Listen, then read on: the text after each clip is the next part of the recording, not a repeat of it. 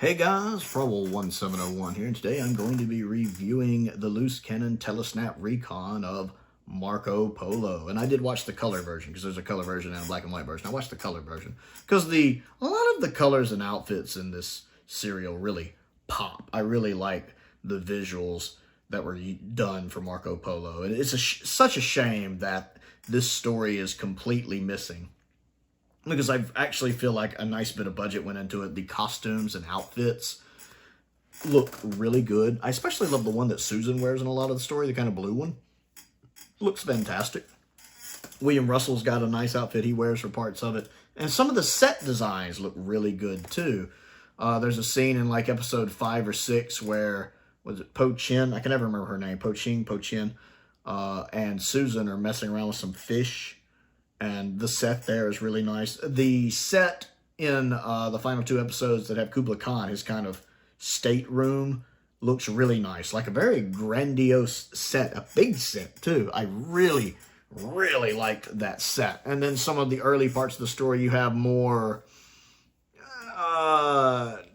smaller sets. Like not, they're not the Khan set. More, middle income like sets. And they look good. I actually really like the sets and the outfit. The incidental music in some places I really liked. It was very fitting for the mood. Again, when Po Chin and Susan were playing with the fish around episode 5 or so, it had a kind of playful sound to it. The cliffhanger to that episode also had some nice tension music going in it. So there were times I didn't really make notice of the incidental music, but there were times I did, and I really liked it.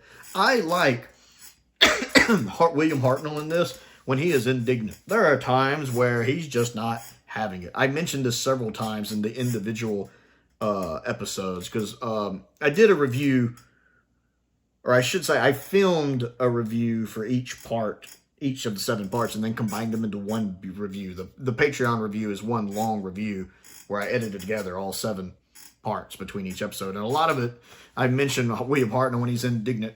You're going to give me the key. I will not. You can't make me. There's a lot of scenes. You will bow to the Khan. I will not do. I love William Hartnell, and I love the first Doctor in this one. When you think I'm going to give you this key? No. It's just completely indignant. But he has these, I also love, and I think it's in part 1, when Marco is telling him, I'm going to give your Tardis as a gift to the Khan. And William Hartnell, the first Doctor, just starts laughing. He's like, and William's like, well, what are we going to do? And the Doctor's just like, I have no idea. It's like, it's one of those things, like, I wonder if that's in the script or if that was just William Hartnell. Either way, I loved it. That was hilarious to me.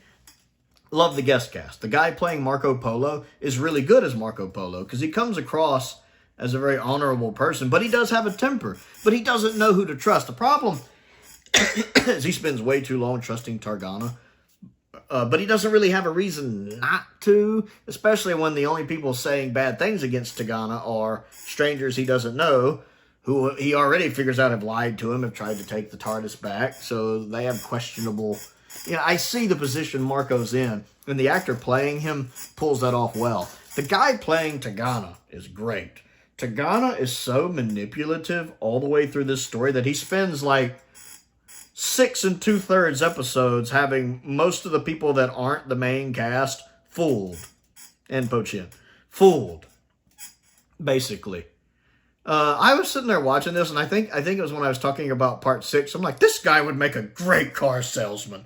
That's what I call him. Targana the car salesman. He would have been really good as a car salesman, because he just manipulates everything. Every little thing he manages to twist to his advantage. It's amazing to me how quick on his feet mentally this guy is. He's like the Doctor acting. The way, say, the second Doctor, or most Doctors, but I always think of it as the second Doctor, can take a situation and turn it around to their advantage. Targana is great at that. And the actor playing him, especially when I'm having to do a reconstruction and having to really do a lot of this with audio and just telesnaps, really comes across really well. So my hat's off to him. I like the actress playing Po Chin. She is good in this. I like the friendship that bonds between her and Susan.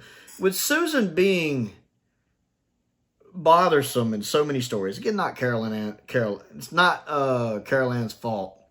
It's just the fact Susan a lot of times wasn't written well. But I do like the bond between her and Susan in this. And which is actually pivotal to the story. There is a spot where Po-Chin steals the key to try to help the Doctor and his crew escape, which is nice of her to do. So I like the little bond with them that becomes very relevant in parts of the story. I enjoyed the cave with the different eyes. There's a couple times where Barbara, one time when Susan runs off with Po-Chin in the middle of a storm, it's not very bright. And then there's another time when Barbara runs off to follow somebody, and I'm like, what are you thinking? William Russell gets to have some nice heroic moments in the story, which I enjoy. I feel like Barbara could have been written a little better, because Barbara is written, I really like Barbara's companion, because she's usually written really well. It's not that she's written badly, I just don't feel like she's given enough to do here, except be damsel in distress a couple times. Now, she has a couple clever insights in there, but she does feel like... I actually feel like Susan gets used more in this story than Barbara does, and that's unusual. The guy playing the con I like. There's the humorous part in, like, part 6, when the Doctor can't bow because his back's bothering him, and then the con has having trouble with his knees and his gout. And they start talking together, and the con's like, you need to try some of these remedies I have to make me feel better. And they both walk off, basically, and it's played humorously. And Susan's even laughing about it. And I do get the impression that it was meant to be humorous. You know, two old people. It's a little funny. Now, as a story over 7 parts, like when I was doing individual episodes, most of those individual pieces would only be 3 to 5 minutes, because there's not a lot going on in each part. I mean, keep in mind, there is a 30-minute cut down to this that's perfectly watchable. So there's obviously fluff here you can cut out, and subplots you can cut out and make it work. Because I remember the first time I watched Marco Polo was the 30-minute cut down, which I enjoyed well enough. I don't remember it off the top of my head. It was years back, but I enjoyed it. So there's definitely some times where it's just kind of dragging along. Now, luckily, I didn't watch it all at once. I watched it over the course of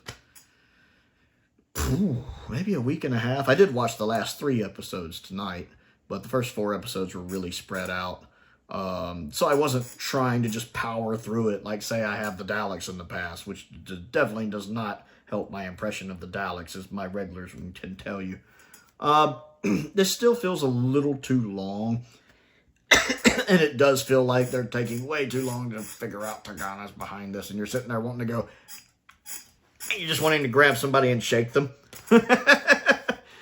But again, it's a credit to Targana as a character that he manages to fool most everybody, you know, outside of our main cast, for like 6 2/3 episodes. Now, episode 7 does a really good job of having this kind of climactic feel to it, where it has a slightly more epic feel to it. Like, everything that's been happening over this story comes to a head here. It does a really good job of everything the story's been building to paying off. That works really well in episode 7. It has a very climactic feel to it, which I enjoy.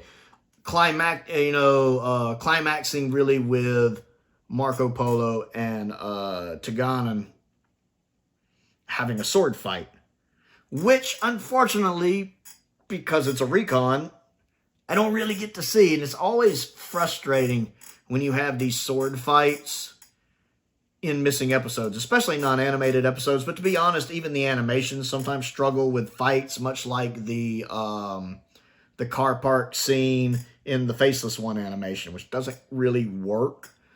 So even the animations sometimes struggle with sword fights, though Evil of the Daleks sword fight with Jamie and one of the other guys works pretty well in animation form. But really here, you know, a lot of the action going on in episode 4 of the Crusade struggles because it's telesnaps. You really have that here, especially because the sword fight goes on for a little minute. I mean, I'm not sure how long it actually goes on for, but it seemed like it went on, and you're really just seeing the same 7 pictures alternating over and over of them sword fighting. It's a little hard to get the full impact, because that's really the most climactic moment of the whole story. Everything comes to a head. Everything has led to this. Targana is basically tried to assassinate Kublai Khan. I like the guy playing Kublai Khan.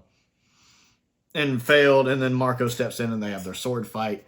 And it's not long after that, you know, it switches to, okay, the TARDIS crew's leaving fast. So everything really builds up to that fight, and you don't get to see that fight, which is frustrating considering how many copies of Marco Polo were made. There got to be some existing episodes of it out there somewhere. They can't all be missing when so many episodes of it were there were so many copies of Marco Polo. So it's a bit of a downer because it sounds like a good sword fight. Now, you never know with sword fights in 60s Doctor Who, or any fights in 60s Doctor Who. You have some that aren't the most impressive because they really had one take, and if it wasn't good, they had to roll on to the next thing. Then you have some that turned out really well, like the sword fight with Ian and his friend when they're being forced to fight in the Romans. That sword fight in the Romans in front of Caesar is really good. So I don't know if this was a good one or not. It sounds interesting. It just goes on a little too long without really any visuals, and those like 7 telesnaps that they keep showing over and over, just, it's a little disappointing. And then right after that, you know, you kind of get in the mood, or it kind of switches to the Doctor and the companions making their escape quickly. Marco really quick. Tagana stabs himself with a sword. And then after that, Marco gives the Doctor the key. They hustle to the TARDIS and they escape. And I do love the fact that Marco's like, I had to, and the Khan is like, don't worry, he would have won it from me at backgammon anyway. I don't know why I thought it was funny. And the fact the Khan does let Marco Polo go home, which is what Marco wanted the whole time. He just wanted to go back home to Vienna. And I like that when he's like, I don't think I'll tell anybody there about this. I wonder where they are, the future or the past. The fact they had kind of made a believer out of him was really nice. So I enjoyed this story, especially, again, the fact I watched it over, you know, a longer period instead of just trying to power through 7 episodes of Recon in a day.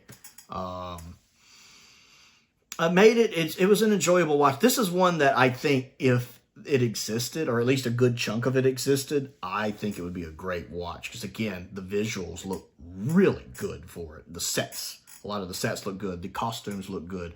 You have good performances coming. Susan kind of actually gets stuff to do a little. Barbara, again, feels a little neglected, which I don't like. But William Russell's categorized well. William Hartnell's doing a good job as the Doctor in it, which I'm enjoying. And then the guest cast are really, really good. I have a lot of fun enjoying the guest cast. So I found this one fun. I hope it gets animated one day. Probably not for a while, but I'd love to see it get animated one day. So Marco Polo, I want to know what you think of it. If you've seen the loose cannon telesnap of it, comment down below and let me know your thoughts on it. Also, again, if you want to see my reaction to each episode as I was watching it, check out my Patreon. That should be available at the $5 tier and up, I believe, which is my second from the bottom tier. I have a $2 tier and then a $5 tier, and then several more above that. So for just $5, if you want to see that, that'll be there, and it'll have some link to it. I'm sure I haven't edited it together yet, but I'm sure it'll have some link to it. Check that out. It also helps me out, which I appreciate if you enjoy my channel. I want to give a shout out to some of my top tier patrons: Colin Coney, Sam Venning, Finn Perkins, and Paul Gibbons. I appreciate their support, as I do the support of all of my patrons. It's very much appreciated. And my YouTube members as well. I have a P.O. box if there's anything you'd like to send me to look at and review. My Amazon wish list is down there. A link to my Amazon UK wish list is also down there as well. Check those out. Most importantly, thank you for watching.